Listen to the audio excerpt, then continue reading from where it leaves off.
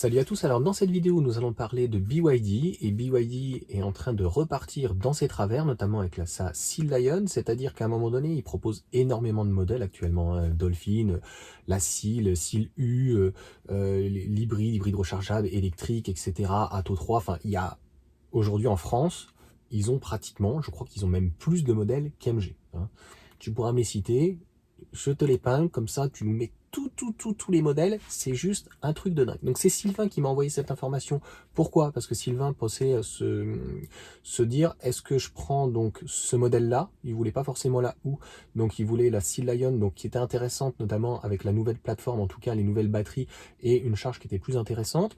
Une propulsion quand même de 313 chevaux, hein, aux alentours des 6 secondes, on va dire comparable à un modèle Y, même s'il fait 4,83 m. Le problème par rapport, c'est toujours une question de positionnement, et là, ils sont quand même très élevés. On est à 47 000 euros, d'ailleurs, je ne sais pas pourquoi ils se mettent en dessous du bonus, puisqu'ils n'en ont pas. Donc je te mettrai les informations, donc c'est, je crois, de Caradisiac, c'est plutôt assez bien résumé. Le problème, à qui, quoi peut s'adresser ce type de véhicule? Malheureusement, BYD n'a toujours pas compris, si on peut dire. BYD arrive avec une gamme complète, mais comme au début, ils sont arrivés avec une gamme peut-être complète, mais absolument et beaucoup trop chère. Il y en a certains qui vont dire que derrière, c'est le parti chinois. Alors, je tiens à rappeler, hein, sans faire de politique, que le bon du trésor américain et comment est financé le dollar, enfin et autres, on va schématiser, c'est solvabilisé, on va dire, par une partie de la Chine. Je crois qu'on parle de 2000 milliards. Bref, donc si tu veux, ils sont pas comme nous endettés ou surendettés, donc ils n'ont pas de leçon à donner. La Chine est un très grand pays et comme on disait, je sais plus si c'était Mao qui disait ou je sais plus qui disait, le jour où la Chine se réveillera, voilà, ils ont souvent sur les 2000 dernières années été numéro un, on va dire un empire. Donc, cela étant dit, le constructeur BYD, t'inquiète pas qu'il fait du business, c'est une société capitaliste et ils ne vendent pas à perte ou ils ne sont pas soviétisés ou solvabilisés par l'État chinois derrière. Donc, même s'il peut y avoir un apport de l'État, ça arrive aussi en France et il n'y a rien de choquant, semi-public, semi-privé, avec des fonds publics, avec des aides, vaccins, social, machin, autre, enfin voilà, crédit d'impôt. Donc si tu veux, à mon sens, il n'y a absolument rien de choquant. Ce qui est embêtant en fait plutôt pour BYD, c'est que c'est un véhicule qui est encore plus gros d'ailleurs que le modèle Y, c'est plus gros que tout. Aujourd'hui, un SUV qui plaît comme 3008 Scénic, c'est plutôt 4,50 m, 4,60 m. Les gens s'en fichent forcément de la performance. D'ailleurs, au lieu d'avoir une propulsion, ils préfèrent avoir une traction. Et j'ai envie de te dire que le véhicule avec le meilleur rapport qualité-prix, en fait, aujourd'hui dans la gamme, c'est l'Atto 3. L'Atto 3 qui était à un prix délirant, qui était à 43 000. J'avais mis un commentaire et le mec me dit, il y a un an, non mais t'es déphasé, de quoi tu parles? Non mais attends, faut remettre dans le contexte, mec, c'était il y a un an. Aujourd'hui, remisée, je crois qu'elle était à 34 000, et je crois qu'il faut une remise de 3-4 000 dessus. Elle est à 30 000. Donc si je pouvais donner en tout cas un conseil à BYD, il ferait mieux de se concentrer déjà sur la Dolphin, sur l'Atto 3, sur la Seal. La Seal qui sont capables de faire en confort, en tout cas elle l'est en Belgique, je crois que c'est en Belgique ou au Luxembourg.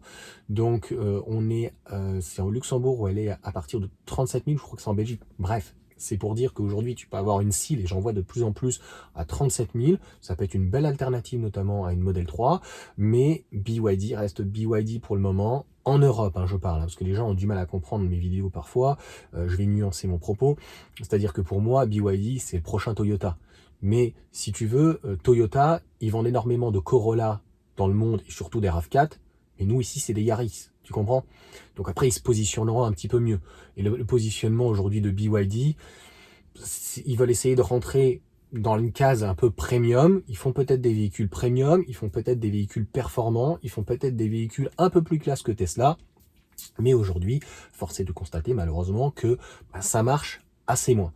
Donc aujourd'hui, je pense que s'il devait faire quelque chose, c'est de réduire un peu le nombre de modèles et de revoir l'orientation, parce que cette Seal Lion, notamment Sylvain l'attendait plus aux alentours peut-être des 40-45 000, et non, il y a un positionnement hiérarchique par rapport à la Seal U et puis l'hybride rechargeable, etc.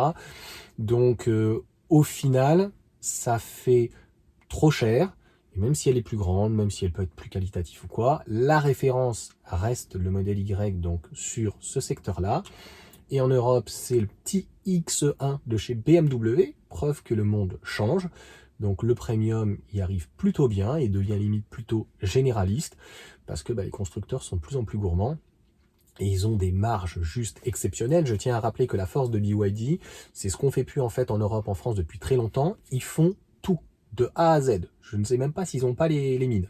Donc en gros, ils fabriquent les batteries, ils font la conception des batteries, ils font tout dans leur usine, ils font leur moteur, tu vois, ils font leur châssis, ils font tout assemblé. Je dis pas que ça coûte que dalle, mais de faire une Atto 3 ou pas tout à fait une SEAL, tout ce qui va être traction, même si c'est pas forcément moins cher, mais, et puis c'est moins puissant, elles sont moins puissantes, elles font 200 chevaux, mais tout ce qui est en tout cas SEAL U, SEAL Lion, etc., c'est sur la même base, c'est exactement le même modèle pratiquement intérieurement, esthétiquement, extérieurement.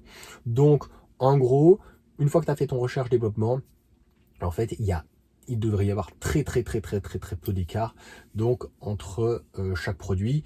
C'est ce qu'on constate des fois sur notamment la Mégane, où quand tu prends la batterie de 60 kWh entre une Scénic et la Mégane, 170, 220 chevaux, en fait c'est le même moteur, c'est le même châssis, c'est le même intérieur, et on va dire que c'est la silhouette qui change, donc il y a un coût obligatoirement donc inhérent.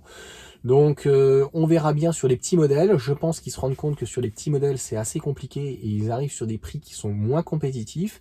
Et là où ils peuvent être compétitifs, au final ça ne répond pas forcément à la demande.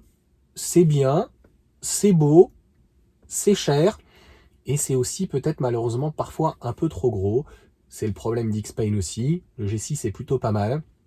Le G9 aussi, mais il est quand même très grand, donc ça répond à moins de demandes. Et donc la P7 Plus, donc d'ailleurs la P7, la P7 Plus c'est pratiquement 5 mètres. Bon, qui a des véhicules de 5 mètres? Le véhicule polyvalent de Monsieur Tout-le-Monde, c'est l'Atto 3 pour l'essentiel, ou le Scénic. C'est un véhicule entre 4,40 m et 4,50 m, mais qui se rapprocherait plus en tout cas des 30 000 € avec une charge meilleure.